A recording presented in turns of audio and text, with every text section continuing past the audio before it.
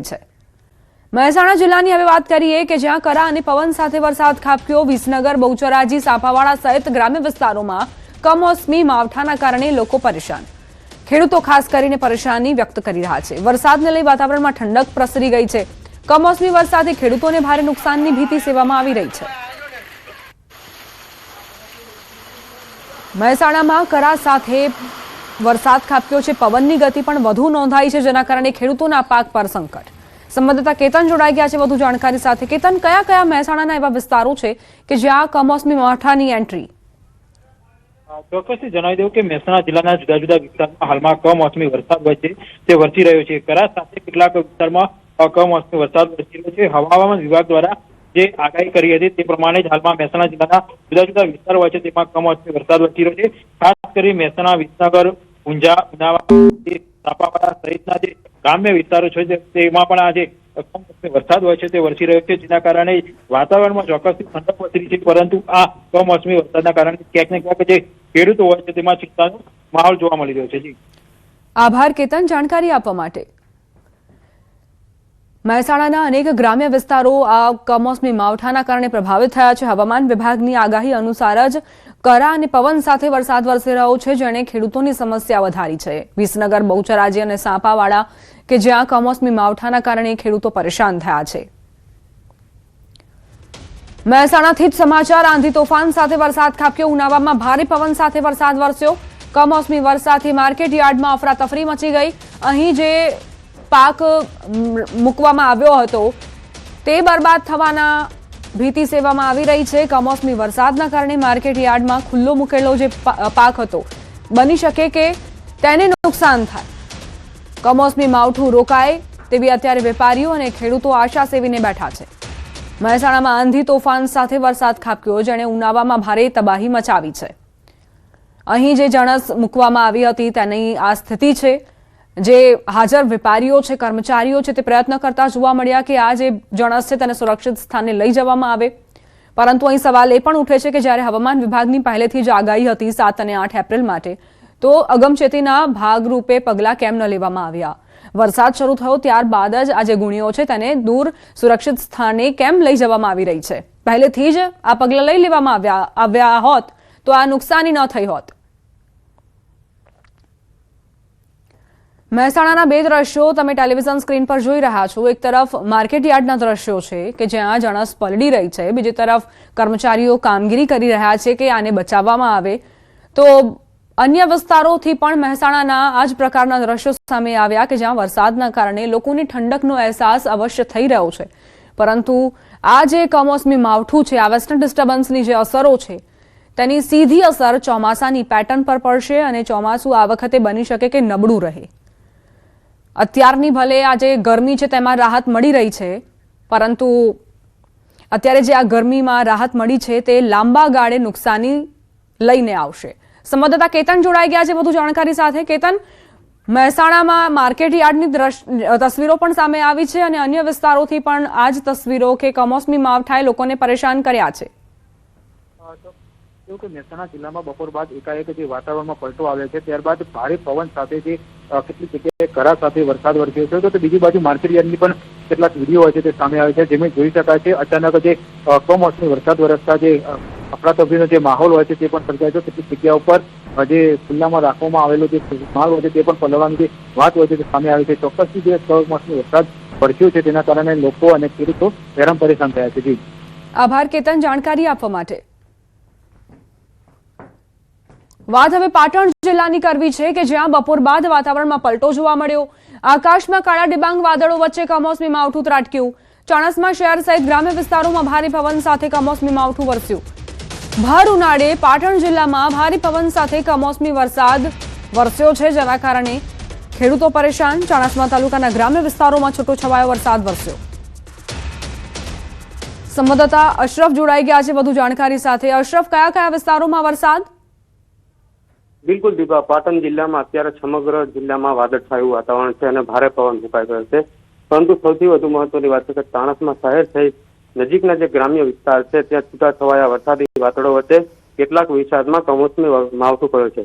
મહત્વની વાત છે કે અત્યારે લગભગ મોટા ભાગના ખેડૂતોએ તો પોતાની જણસ લેવી હતી, પરંતુ ઘણા એવા વિસ્તાર છે જ્યાં ઈસુફગુલ અજમો આ બે બંને પાકો ઉભા છે. એટલે અત્યારે તો સામાન્ય છૂટાછવાયો વરસાદ છે, પરંતુ જો વધુ વરસાદ આવે તો જે કેટલાક ક્ષેત્રોમાં જે ઉભા પાક છે તેમાં નુકસાનીની ભીતિ છે. પરંતુ મહત્વની વાત છે કે સમગ્ર જિલ્લામાં અત્યારની સ્થિતિએ વાદળછાયું વાતાવરણ છે અને ભારે પવન ફૂંકાઈ રહ્યો છે. દીપા, આભાર અશરફ જાણકારી આપવા માટે.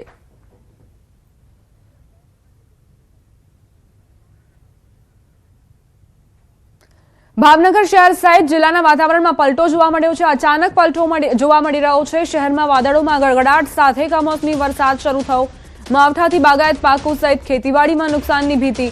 અનેક વિસ્તારમાં વીજ પુરવઠો ખોરવાયો છે. જિલ્લાના ગ્રામ્ય વિસ્તારોમાં કમોસમી વરસાદના કારણે ઉનાળુ પાકને નુકસાનની ભીતિ સેવાઈ રહી છે. 7 અને 8 એપ્રિલ માટે હવામાન વિભાગે આગાહી કરી હતી કે આ માવઠું ત્રાટકશે અને ખેડૂતોને સાવધાની રાખવી જોઈએ. જો ખેતરોમાં તમારો પાક ઊભો હોય તો તેની લણણી કરવાની પણ અપીલ કરવામાં આવી હતી. હવે એ જ પ્રકારનું વાતાવરણ જોવા મળી રહ્યું છે. આકાશમાં કાળા ડિબાંગ વાદળો ઘેરાયા છે. પવનની ગતિ પણ વધુ છે અને કમોસમી માવઠું વરસી રહ્યું છે. ઉનાળામાં અષાઢનો અહેસાસ લોકોને થઈ રહ્યો છે. ગરમીથી ચોક્કસપણે રાહત મળી છે, પરંતુ ઘણા એવા ગ્રામ્ય વિસ્તારો છે કે જ્યાં વીજ પુરવઠો ખોરવાયો છે. હવે આ વરસાદ રોકાય અને ત્યારબાદ કર્મચારીઓ સમારકામ કરે તો વીજ પુરવઠો પૂર્વવત થાય. સંવાદદાતા નીતિન જોડાઈ ગયા છે વધુ જાણકારી સાથે. નીતિન, કયા કયા વિસ્તારોમાં કમોસમી માવઠું? ચોક્કસ વાત કરીએ તો બપોરના 2 વાગ્યા પછીનો જે સમયનો ગાળો છે, ત્યારબાદ અચાનક એકાએક તે શહેર સહિત જિલ્લાના જે પંથકોના ગ્રામ્ય વિસ્તાર છે ત્યાં વાતાવરણમાં અચાનક પલટો જોવા મળ્યો હતો. અને આ ભર ઉનાળામાં ચોમાસા છે તેવું વાતાવરણ છે તે બંધાણું હતું. અને થોડાક સમયમાં વરસાદે મિનિમમ 15 થી 20 મિનિટ જેવું તોફાની વરસાદી જે બેટિંગ છે તે કર્યું હતું. એટલે ચોક્કસ કહી શકે કે ભર ઉનાળામાં ચોમાસા જેવો વરસાદ છે તે ખાબક્યો હતો. ઘણી નીચાણવાળા વિસ્તારમાં સામાન્ય પાણી પર ભરાયા હતા. ત્યારે અત્રે ઉલ્લેખનીય બાબત છે કે હાલ જે ધરતીપુત્રો છે તે પણ ચિંતામાં મુકાયા હતા.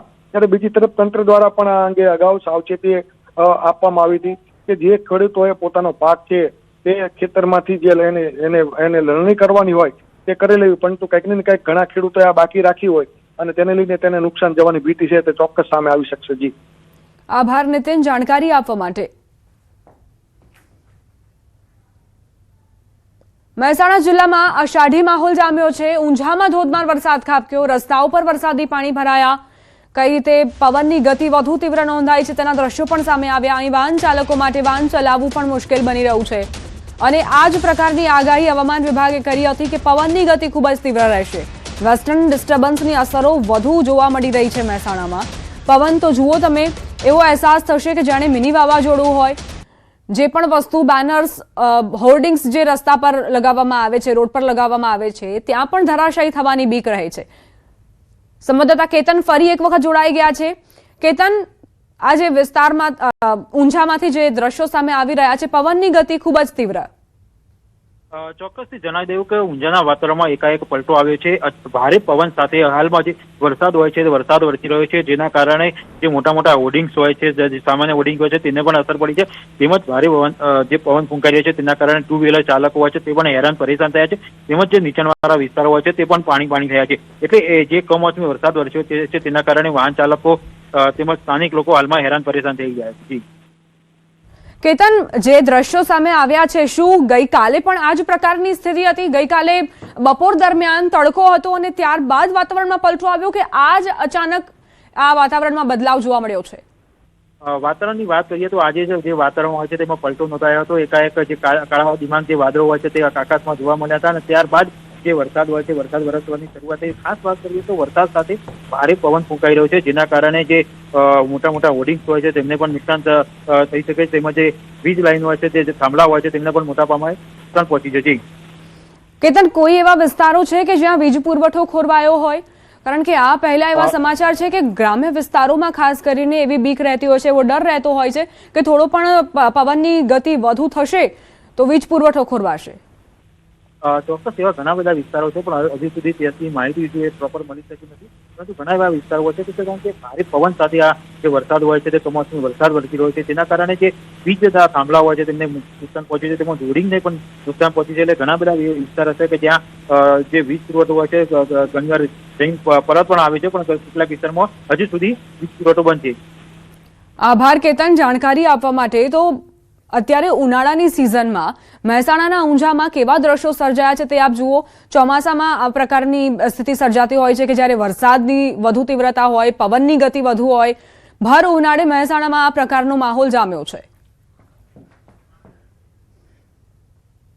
આણંદ જિલ્લાના ખંભાતમાં